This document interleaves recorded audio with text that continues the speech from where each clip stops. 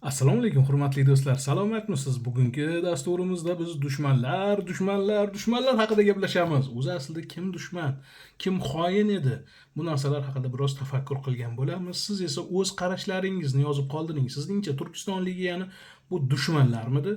SSR O'zbekistonidagilar Ulug' Vatan urushi deb nomlangan Ikkinchi jahon urushida o'z vatanlarini himoya qilganmidi yoki bu vatan bizga tegishli emasmidi?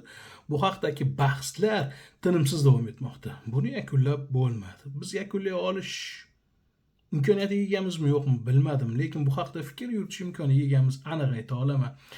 Sizning bugun asosiy ekraningizda SSR O'zbekistoni va Turkiston legioni suratlari ko'rinish berib turibdi va bu yerda barchasi qora ko'zlar, bizning qozoqlar, tojiklar, o'zbeklar, qirg'izlar, turkmanlar, tatarlar, barcha qora ko'zlarimiz mavjud. Xo'sh, muammo nimada? Bizda uzoq yillar Turkiston legioni deganda xoinlar nazarda tutildi. Vaholanki siz Turkiston legionchilarining aksariyati O'zbekiston hali mustamlaka deb e'lon qilinishidan oldin ketganlar ham mavjudligini bilarmidingiz?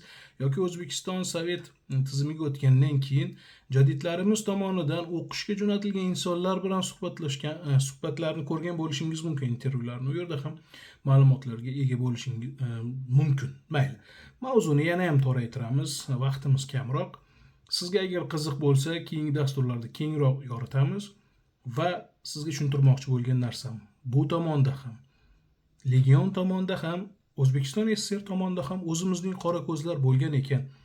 Lekin SSRga qarshi kurashgani uchun Turkiston legionidagilarni biz xoin deyotgan bo'lsak, biz kimdan mustaqil bo'ldik?